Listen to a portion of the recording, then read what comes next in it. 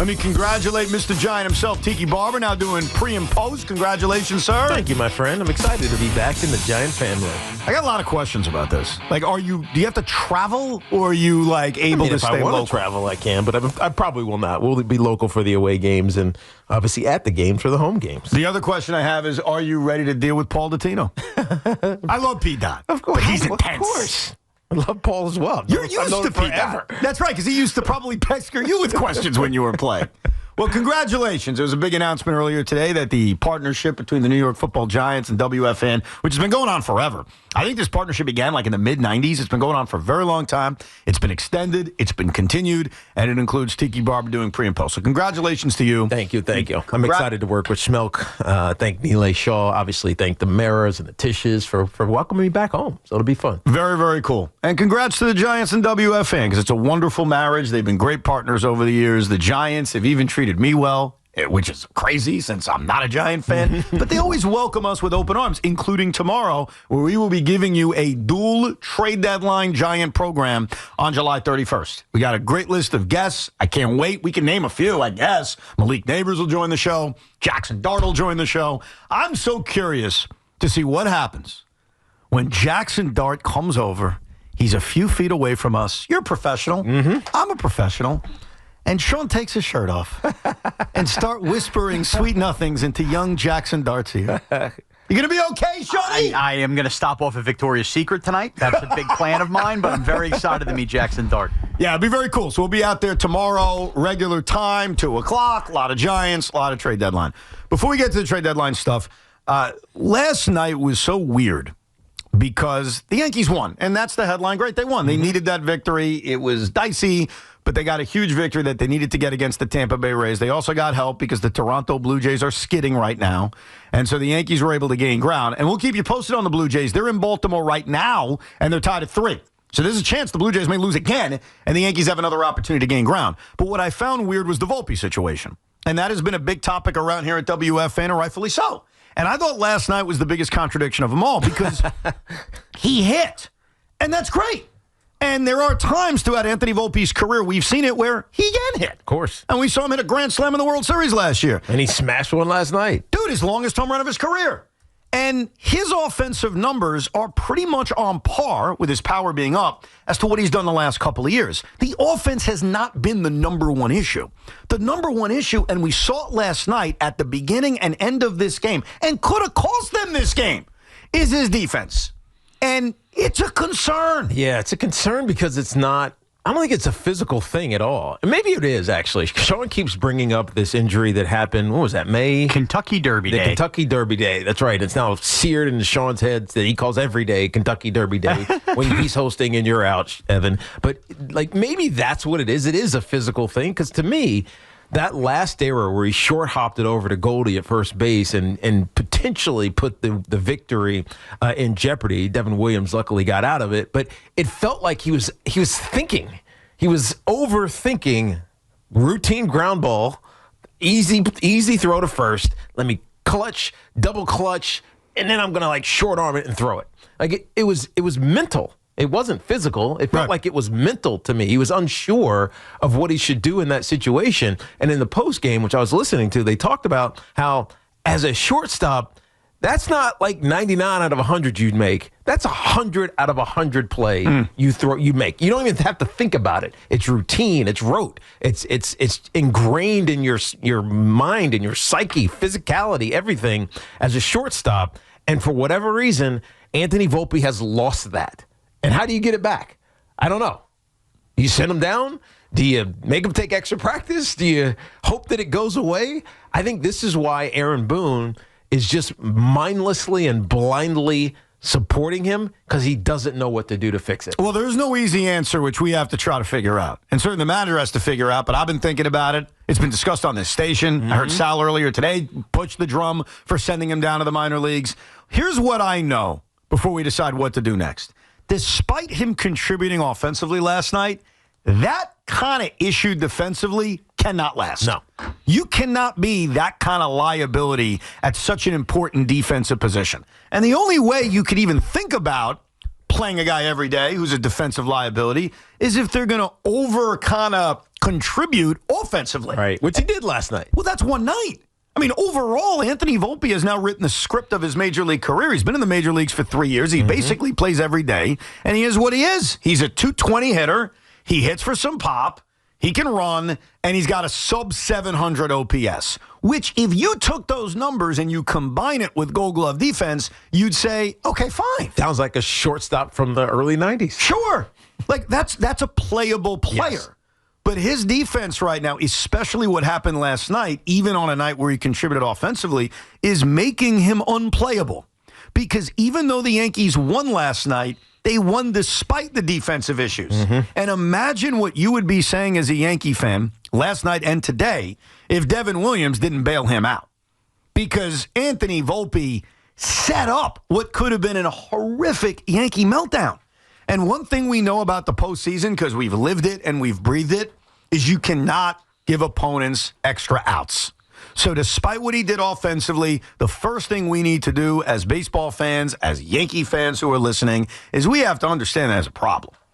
We can't just whitewash it because they won last night and Volpe hit a home run. This is a problem. I think more importantly, Evan, not us, not sports radio, not New York Yankee fans.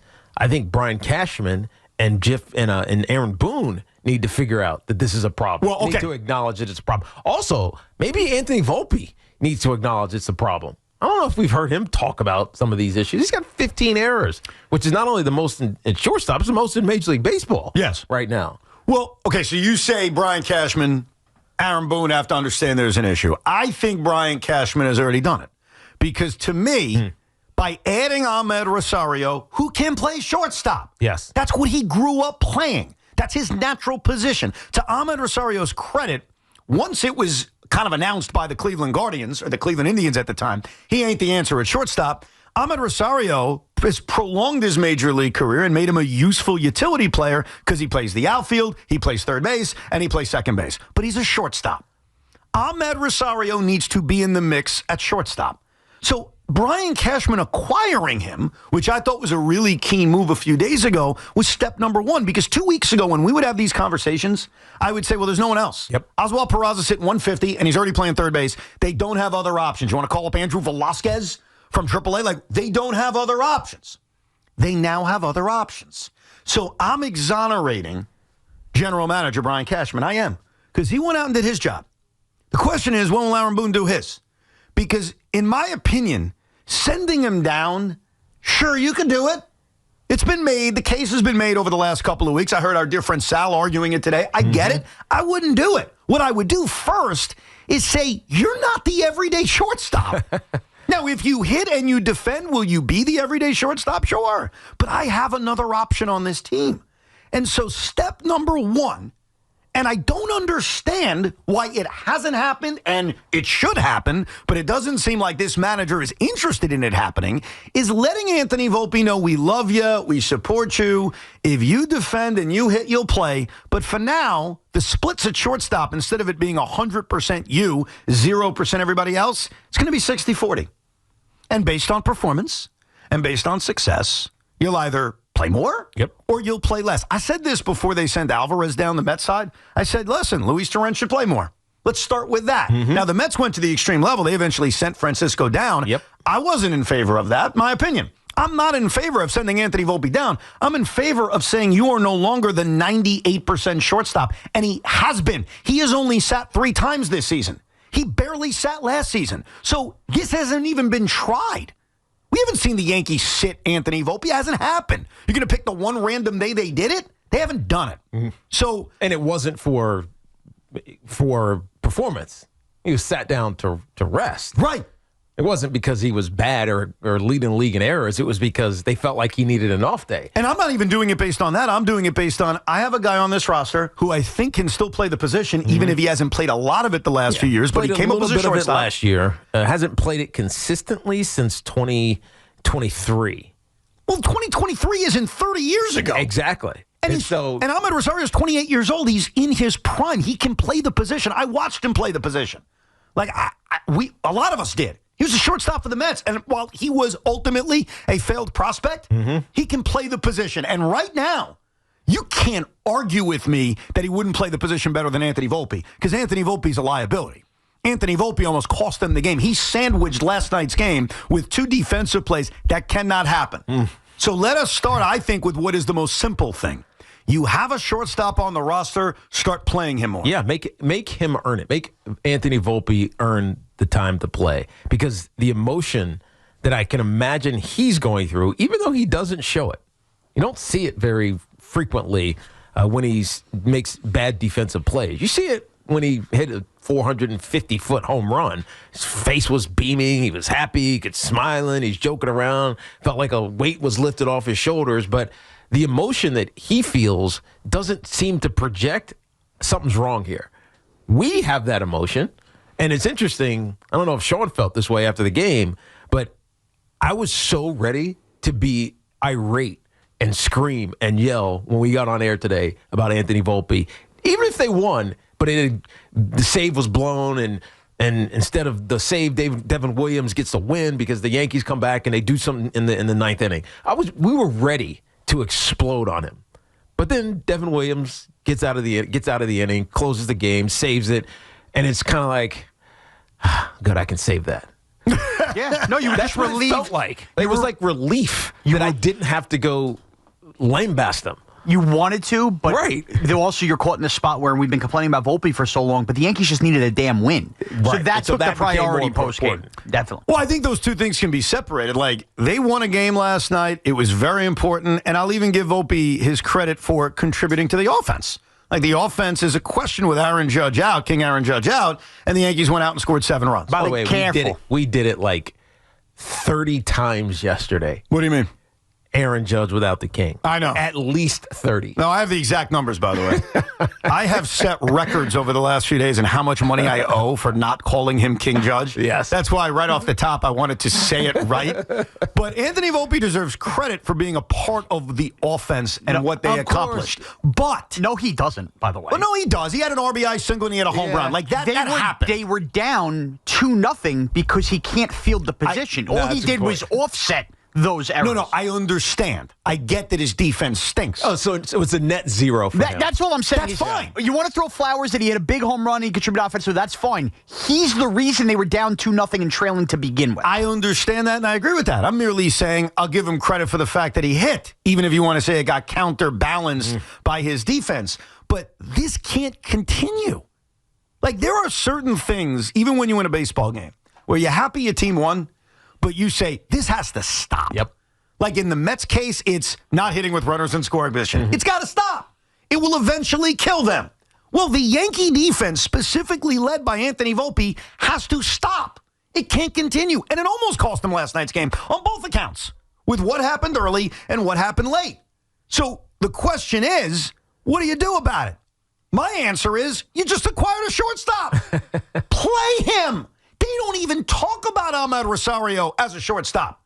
And listen to this. I want to play you a couple of clips because I did think what Volpe said last night and what Boone said last night are very interesting. But this one clip I want to play now was when Aaron Boone was asked directly about sitting Anthony Volpe, the case I'm making right now. Not to send him down, not to throw him away, but just sit him. Now, I want you to hear the question. It isn't the exact way I would phrase it because to me it's not about a mental break. That's not what it's about. To a lot of people it is. To me it's, I got another option, bro. Until you defend better, until you prove that you deserve to play more, I'm going to use my other option. Right. So it wasn't framed that way, but listen to the question and listen to Boone's terse response. There have been times in past years where you've sat down a guy for a couple of days to give him a mental break. Have you thought about that with Volpe or someone like that who plays every day? Can it help him or can it hurt him just sitting there thinking about it for 18 innings or so? Well, I don't know. I'm not going to answer that now. We just ended the game. Now, there are two things that could have happened here on Aaron's answer. Number one, he hates the reporter. I do want to include that as a possibility. Of course. Like, he may not like whoever that, I forget the guy's name, Randy something. Randy Miller. Randy Miller. Oh, yeah, Randy Miller. You know what? You don't like Randy Miller. Or Aaron Boone is disgusted by the question. And he shouldn't be disgusted by the question because it is a fair question to say. How about you sit Dominguez part of the time? You sit Bellinger part of the time. You sit everybody not named King Judge on this team. Every single person will sit for a day or two, right? And we talk about it on the radio because they have all these great options. You now have an option at shortstop. Why is Anthony Volpe not an option to just sit? And his answer was so terse and so dismissive that I hope he hates the reporter because the question was a fair one. Right. I don't know. I'm not going to answer that now. He's not going to answer it now? Okay, how about tomorrow? How about today? How about the day after? I'm not gonna answer that the now. thing is, he's had to have thought about it. There's no way that Volpe, who's leading the league in errors right now, is just getting a free pass from Aaron Boone. And if he is getting a free pass, then this is exactly what we've been talking about when it comes to Aaron Boone, creating a culture of non-accountability. That's not acceptable. So I guess not answering it means he didn't want to have the conversation with a reporter if he was potentially about to have this conversation with Anthony Volpe, right? You'd rather have it with the player before you have it with the media, and then the media has it with the player. So I can understand why he doesn't want to talk about this, but at the same time, he's had to have thought about it. He's had to have. But he hasn't. Because if he hasn't, then he's not doing his job right. I agree with you. And what really bothers me about this whole thing is look at the Yankees. Outside of King Judge, who played every day and now is unfortunately hurt, every single guy on this team sits. Every single one. Paul Goldschmidt sits. Cody Bellinger sits. Trent Grisham certainly sits. Jason Dominguez. Everybody sits. Right. So it's not sacrilegious to sit a guy. With all of this said, this is going to blow your mind that I need to bring this up, and I think it's very, very important to bring this up in the open talking about Volpe's defense. Paul Goldschmidt, if you're listening. Goldie, you know I love you. You know I do. We had him on the show in spring training strictly because I love him, and I appreciate what he's done for the game of baseball. With that said, Goldie, you got to scoop that ball, bro. It's a bad throw, and Volpe deserves to be criticized, but good first baseman, and he is one. He's a great first baseman. Makes that play in their sleep. Pete Alonso can close his eyes and make that play. Mark Teixeira back in the day would put that baby in his back pocket. If it's Ben Rice not making the scoop, which we've seen, fine, it's Ben Rice. He's not really a first baseman. Paul Goldschmidt, and I love you, bro, you need to start bailing your guys out. That's a part of being a good scooping first baseman. It's a part of why I have a podcast named Rico Bronya, because he'd bail everybody out. Right. So while Anthony Volpe deserves the criticisms he's facing right now, I do need to call out my dear, dear friend Paul Goldschmidt, be better. Simple as that. Just be better. Now, we'll get your calls about this, as well as the Mets, who get set to play in a couple hours, the latest on Juan Soto.